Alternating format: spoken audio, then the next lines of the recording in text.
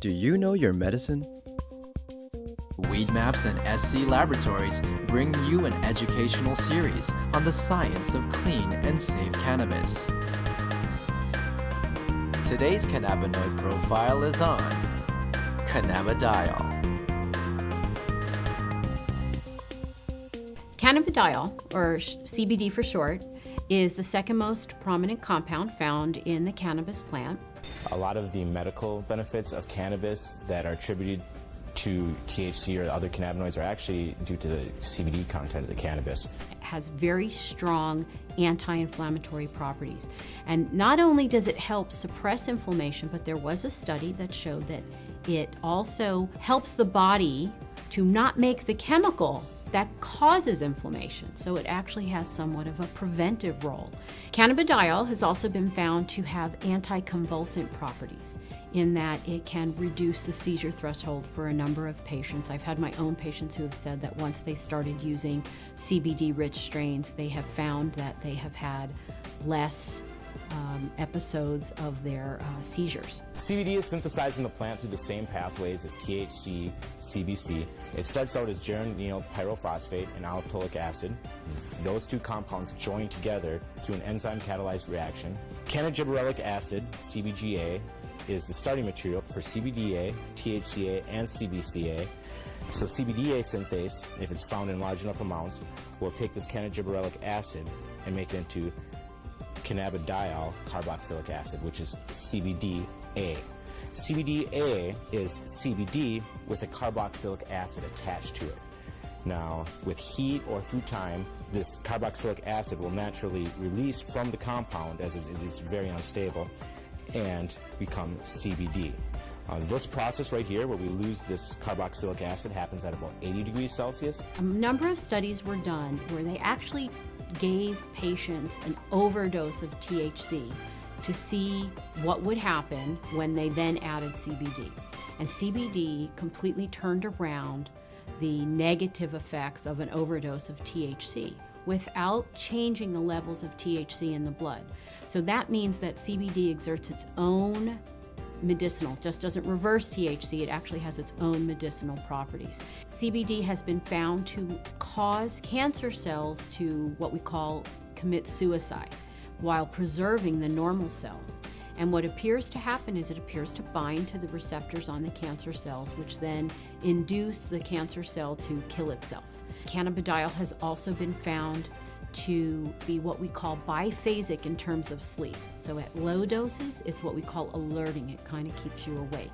At higher doses, it can be very sedating and cause you to sleep. But what's nice about that is you can control whether or not you are alert or you're feeling tired. When I started testing cannabis about 2 or 3 years ago, we saw virtually no high CBD plants. Almost every plant we tested was high in THC, anywhere from 10% to 20% THC, with some outliers on either end.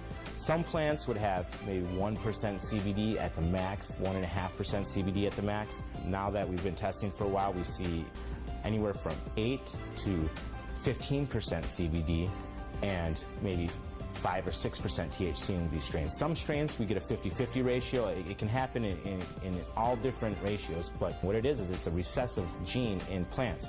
So we have breeders have to actively go and try and breed this back into these plants and find these high THC plants that might have that high CBD gene locked away and breed them together and see what they find. And really the only way you can know if it's high CBDA is to test it. With testing and growers or breeders having access to that knowledge base, we see them coming back and reversing some of the trends of the last 30, 40, 50 years and breeding the CBD back into the plants. Now, there have been a number of studies that have looked at cannabidiol, CBD, exerting a protective property to damaged neurons.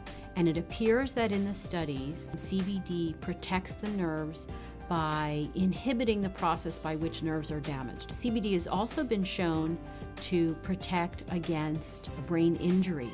When patients or lab animals have had a brain injury, CBD appears to protect the brain from damage that occurred to the nerve cells. The studies have shown that it can actually fight MRSA, which is methicillin-resistant Staph aureus, a notorious bug that is resistant to a number of antibiotics.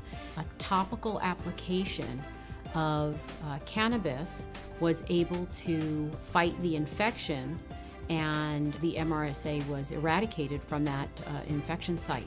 SC Labs tests for CBD with a high-performance liquid chromatograph, also known as an HPLC. There's two different ways you can test for cannabinoids. It's either with an HPLC or with a GC. If you hear of someone testing with other methods, it's probably not a scientifically validated method. But the problem with the GC is that the GC uses heat to test for these cannabinoids. And as I said earlier, all the acidic cannabinoids are very sensitive to heat. So the GC can give you no information about the acidic cannabinoids. It can only tell you about the non-acidic cannabinoids. The heat is decomposing these compounds. It's definitely decarboxylating all of them. And you're trying to measure it as these compounds are in a state of flux. And that's just, it's kind of fuzzy. So we use the HPLC because it keeps the cannabinoids in their natural state. They're in their liquid state. There's no alteration. There's no heat or anything like that happening. And so we get a much more accurate and a much more realistic picture of what's actually in the sample that we're testing. One of the important things for people to understand about cannabidiol is it is not psychoactive. That means it does not change your mood, your mentation, the way that THC has psychoactive properties and can actually cause what we call the high. CBD does not do that. For patients who are not interested in the THC effect but are interested in the CBD effect, this is a terrific choice for them to have.